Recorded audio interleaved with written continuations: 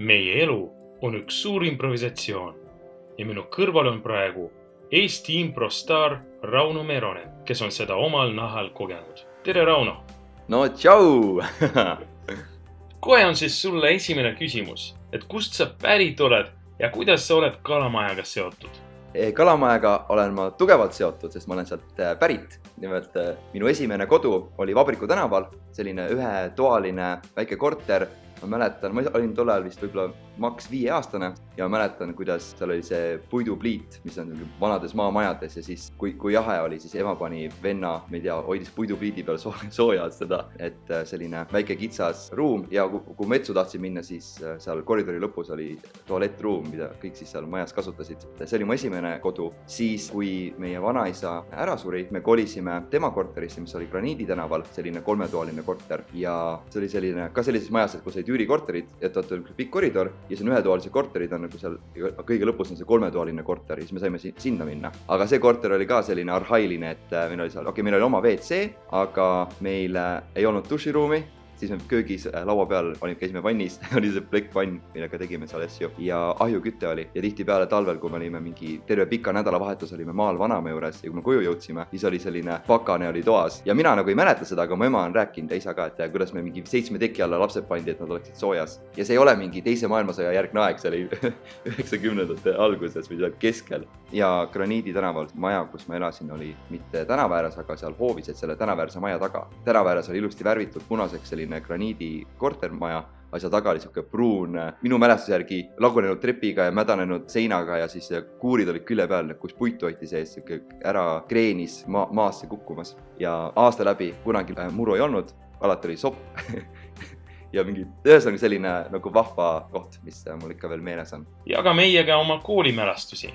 No koolis ma mäletan seda, et ma elasin koolile ajuvabalt lähedal. Ma olin koolist 5 minuti kaugusel ja nimelt ma käisin Kalamaja põhikoolis. See, et ma nii lähedal elasin, tihtipeale kulmineerus sellega, et ma jäin hiljaks, sest ma hakkasin liiga hilja koolist välja minema. Jah, et põhimõtteliselt oligi, ma käisin 1. 6. klassini Kalamaja põhikoolis, kuigi esimene aasta Kalamaja põhikooli kool oli remondis ja siis ma käisin hoopiski nagu Sõle gümnaasiumis õppimas. Ja ma mäletan, kuidas me vahepeal sõitsime koolibussiga sinna, aga vahepeal läksime klassiga käes kinni üle selle treppsilda, mis läks üle raudtee Kalamaja poolelt ja Pelgulinna poole, et me sealt läksime üle ja siis see trepp oli päris asjalik. Mis ma veel mäletan?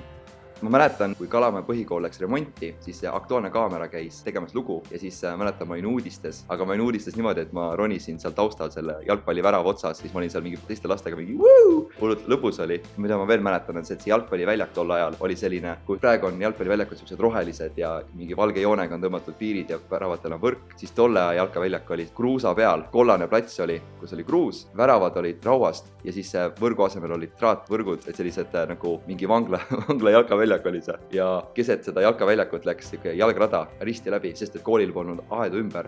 Ja et üks õpetaja rääkis, et eelmisel kevadel, kui lapsed mängisid jalgpalli, siis mingi vana paabuška tuli kilekottidega, siis mölises lastega, et nad tema koduteel jalkad mängivad. Keegi nagu ei respekteerinud seda kooli territooriumi kui kooli territooriumit, oli rohkem selline läbikäiguhoov. Mis tegelikult oli kogu Kalamaja Nõukogude Liidu tõttu oli, kõik hoovid olid läbikäiguhoovid, kuna eraomandit ei olnud, nii et see oli siuke vahva. Minu üldine mälestus, kuna ma olin tol ajal nagu väike, selline 5-aastasest kuni 15-aastaseni, kui ma elasin Kalamajas. Pärast seda kolisin Pelgulinna, mis on ka huvitav, sest et tol ajal, kui ma kolisin Pelgulinna, tuli välja see Eminemi film 8 Miles. See oli hull teema oli sellega. Mäletan, ma kolisin siis Kalamajast Pelgulinna. Other Side of the Tracks oli põhimõtteliselt see teema, eks ole. Et ma teise poole raudteed elama ja see oli hull teema. Aga ma mäletan, et ma lihtsalt olen, I'm living on the other side of the tracks, nagu Eminem. Aga samal ajal ma ei teadnud, kumb pool see parem pool oli.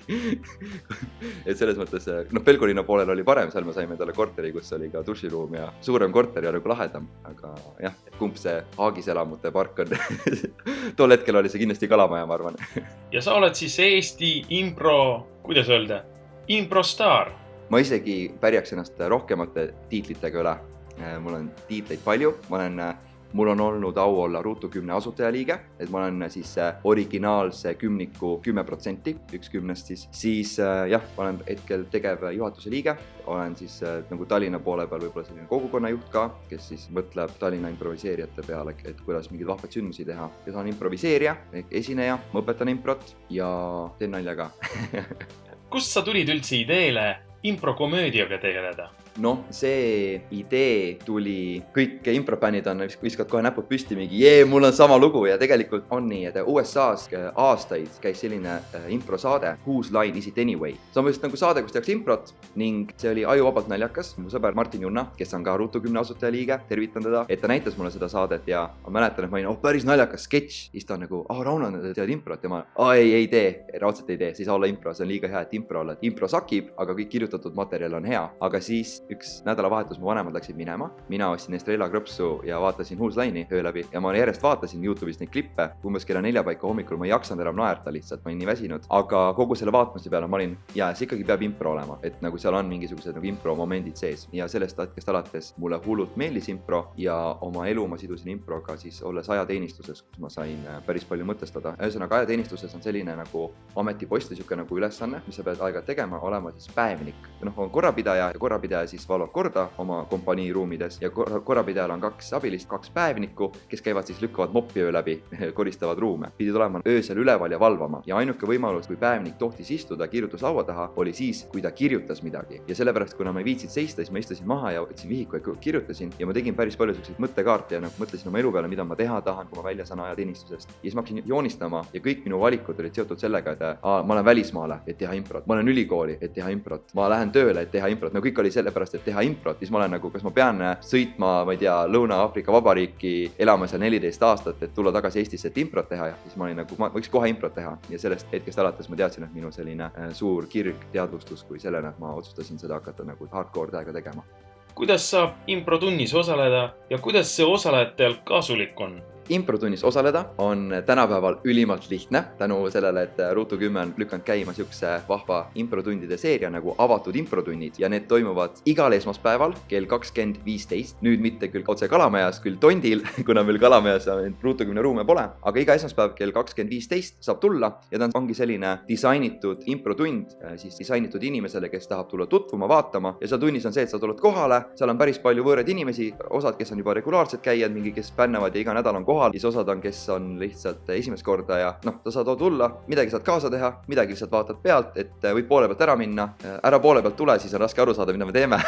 Aga et selline hästi vaba ja ta on selline nagu drop-in tunnis stiilis, et seal ei teki sellist püsivat kohustust, et siis kui saad tule, kui saa, ära tule. Ja mida see annab inimestele? Ma ütlen seda, et esimene asi, mis ta annab, on hullult lõbus, hullult naljakas, lihtsalt sa saad nagu naerda, inimesed lähevad ära, räägivad, kuidas nende esmaspäevased kõhulihased on tehtud ja näolihased on treenitud, et kuna see naerda sai kõvasti, aga lisaks sellele meelelahutusele ja naermisele impro tegemine annab sellist julgust ja kui sa julged eksida, julged teha valesti ja sa tead, et see eksimusest sa saad tekitada endale võimalusi lihtsalt midagi jätkata, siis ta annab enesekindlust ja enesekindlus tekitab selle illusiooni teiste jaoks, et sa oled julge, sa julged suhelda, sinu suhtlus läheb paremaks, sa julged öelda inimestele tere, mis on enamasti selline kuldne võti, et uusi suhteid luua või uusi sõpru leida ja ühtlasi impro treenib väga palju ka empaatiavõimet, mängid erinevaid karaktereid, võib-olla sa mängid mingit tegelast, kes on, ma ei tea, ütleme, et sa oled selline paadunud lihasööja, et mõtled, et veganid on nagu mingi hullud peast, et miks sa liha ei söö ja oled selline mingi kodus, oled mingi naerad veganit üle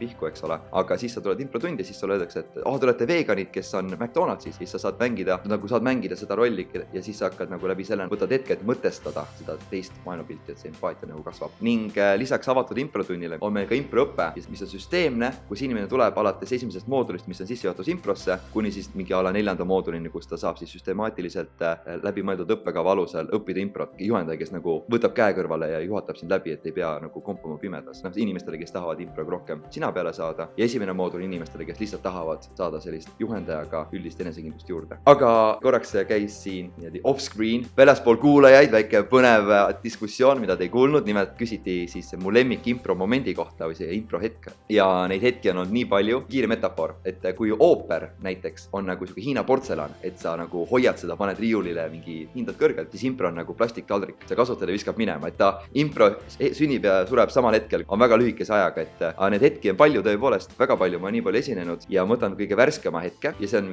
mina ja mu siis see lavapartner Toivo Värbu tegime oma duo show'd ja me pidime tegema siis 6 duo show'd järjest ja iga duo show oli siis pooletunnine, meil oli selline nagu salvestusõhtu, kus me tahtsime siis salvestada oma etendusi ja kokku siis sellist 3 3 tundi netoaega improt. See oli väljakutse, me arvasime, et viimaseks etenduseks meie aju on mõnusalt vastu seina lödiks visatud, aga üllatuseks ei olnud ning sellest kuuest siis mu kõige lemmiketendus oli siis Pullo huvikeskuse õppeaasta lõpuaktuses, kus me olime selle kooli lõpuaktusel ja siis Toivo mängis direktorit seal, kutsus erinevaid superõpilasi lavale, mina mängisin neid õpilasi, pöörates neid olukordi niimoodi, et nagu need ei ole superõpilased. Kogu Kullo huvikool, see meie etenduse põhjal on nagu lihtsalt nagu lagunev maja ja hävingu ääres õppeasutus, eks ole, mis tegelikult kindlasti ei vasta tõele. Ning kogu see etendus oli täis seda, et Toivo viskas mulle siukseid mõnusaid kaikaid ja mina viskasin Toivole siukseid palke nagu kodaratesse ja vaatasime, kuidas me tulime siis bussi alt mõnusalt välja. Et see oli nagu kindlasti, mida ma nautisin viimasel ajal kõige rohkem.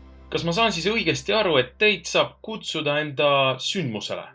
Jaa, võib küll. Kui kellelgi on mingi sündmus, alates juubelid, sünnipäevad, pulmad, meid on kutsutud ka matustele. Päriselt, meil on helistatud, kas võiksite matustele esinema tulla. Me küsisime, kas te tahate, me teeme nalja seal. Nad olid nagu natuke hämmingus, et muidugi mitte.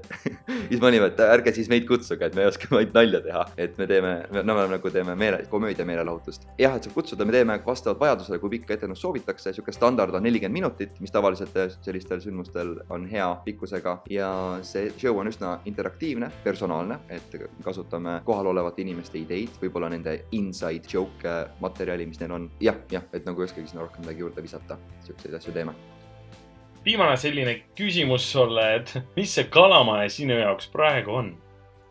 Nagu minu jaoks Kalamaja, siis kui ma elasin seal ja tegelikult siiamaani ka, see oli Patarei vangla eeslinn, kus lihtsalt mingi vaatad, et paari kilomeetri kaugusel on vangla, kus tüübid tulevad välja ja siis elavad üürikorterites seal, et kriminogeenne keskkond. Aga ühtlasi Kalamaja on olnud väga selline loomeisikute rikas piirkond, et intellektuaalsust on seal hästi palju ja minu jaoks ongi see Kalamaja selline samaaegselt selline loominguline ja boheemlaslik ja intellektuaalne piirkond, segatud sellise Patarei vangla kriminogeense ohufaktoriga, et väga huvitav selles mõttes on ta, et kui keegi siin eelmises podcastis seal mainis, et Kalamaja on ajalooline agul, siis ta on endiselt ajalooline agul, aga nüüd ta on selle ajaloolise aguli versioon 2.0, mis on kiirem ja tugevam ja inimesed, kes elavad mingis piirkonnas, nemad kujundavad selle piirkonna või selle kogukonna õhustiku. Et kui 90-ndatel see piirkond oli minu jaoks narkomaanid ja pätid, aga praegu seal on sellised kultuuriinimesed ja hipsterid, siis et ütleme, et see geograafiline punkt on sama, aga see lõhkkond on ikkagi nagu kõvasti muutunud. Suur aitäh sulle, Rauno, et jagasid meiega oma lapsepõlve mälestusi ja seda, millega sa praegu tegeled. See oli tõesti mõnus.